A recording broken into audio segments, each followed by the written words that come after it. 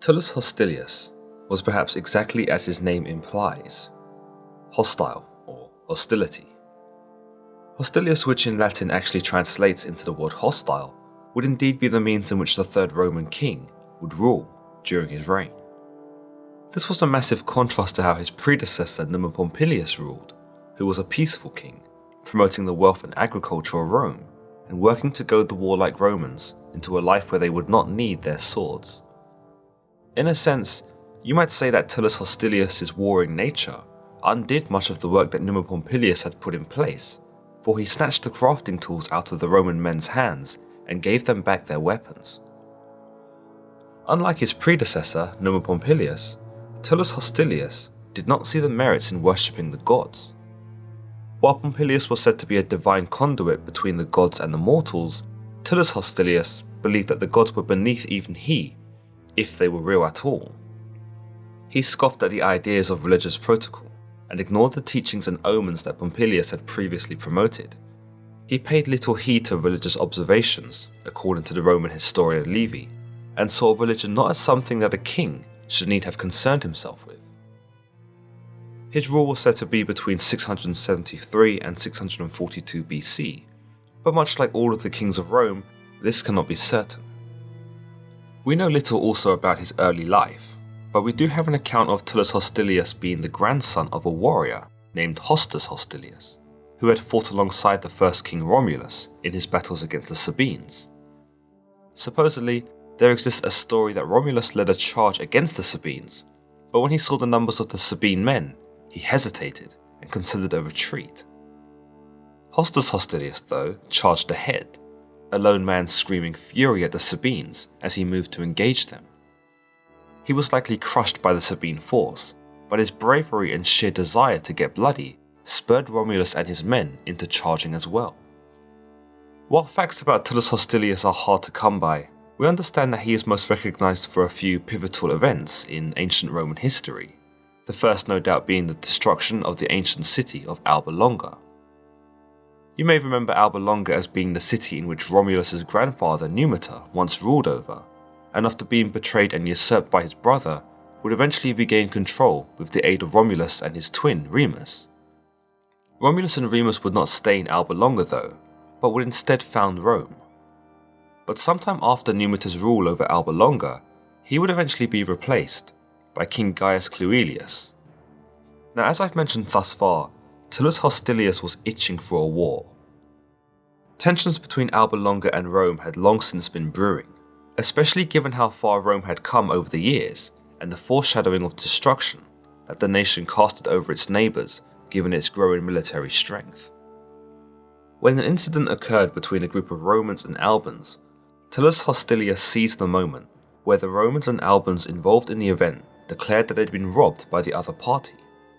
In order to clear this up and meet with some compensation for the wrong side, both sides sent emissaries to their leaders. When the Alban delegation came before Tullus Hostilius, Hostilius was sly enough to give the ambassador a grand welcome, spoiling him with pleasantries and comforts. This allowed Hostilius to delay the ambassador from Alba Longa from making his demands for compensation in regards to the incident. The Roman emissary, who was sent to Alba Longa to meet with King Gaius Cluilius, however, was met with a cold reception, and their business was conducted in a matter of minutes, where the emissary, who put forth his demands for compensation, was outright denied. Given that King Gaius Cluilius of Alba Longa had been first to refuse the Roman request for compensation on the account that Tullus Hostilius had stalled the Alban emissary from making a request at all, Tullus Hostilius deemed the Albans of being selfish, stubborn, and adversarial. For him and the Romans, this was enough justification in the declaring of war against them. King Gaius Cluilius wasn't backing down either though. He agreed to war and marched his army to Roman territory. He proceeded to dig a huge trench around Rome, which became known as the Cluilian Trench. Unfortunately though, King Gaius died in the camp before the trenches could be effectively utilised by himself. His cause of death remains unknown, though sticks out as being suspicious. It's even more suspicious that the Albans appointed a new leader, not one of Gaius' bloodline or even royalty, but a dictator known as Matthias Fufestius. With the new leadership in place, Hephaestus sought to confer with Tullus Hostilius so as to establish a more peaceful resolution.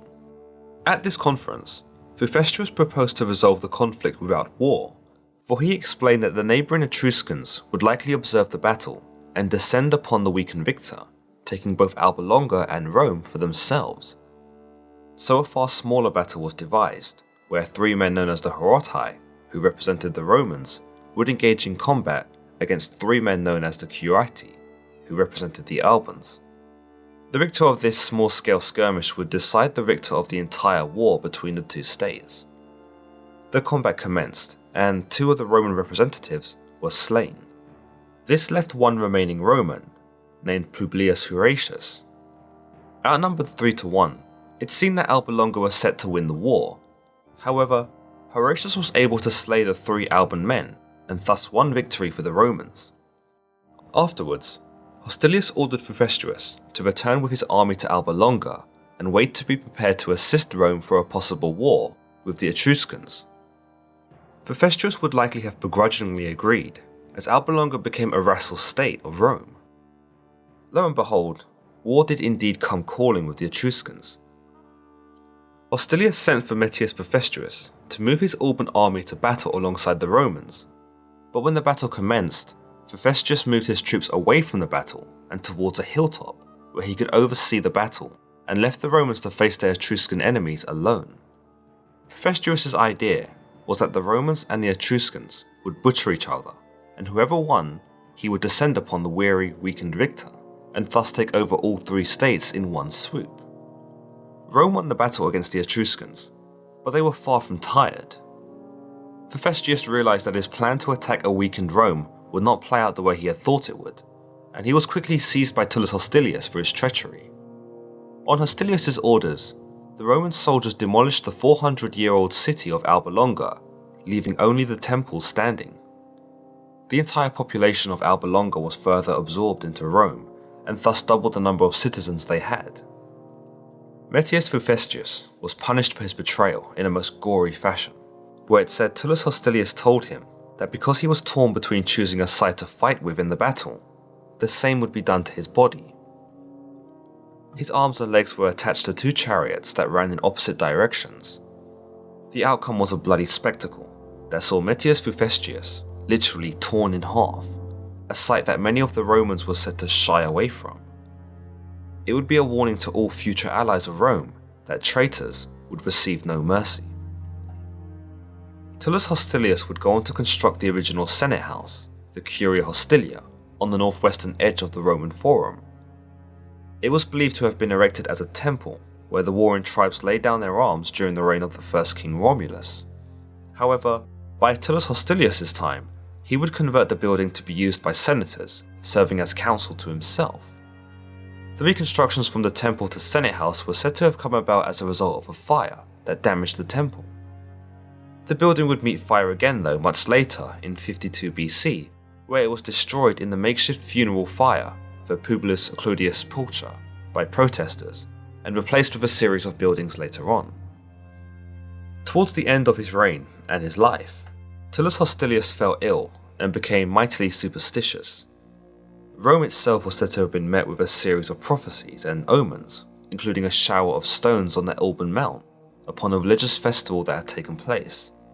A loud voice was heard on the summit of the mount that boomed across the skies, condemning the Albans for not showing their devotion to their former gods after they'd been conquered by Rome. A pestilence struck Rome too, and not even Tullus Hostilius' royal position could spare him from suffering from disease. He began to review the writings of Numa Pompilius, hopelessly desperate to find some sort of wisdom from his predecessor that might help him regain his health. He was said to have found a ceremony conducted by Pompilius that would see him healed and forgiven by the gods, but he was said to have completed it incorrectly. As a result, he and his house were struck by a bolt of lightning sent by the god Jupiter, turning the warring king into ashes. As with all the kings of early Rome, much of the events in their life have been treated with skepticism by modern historians.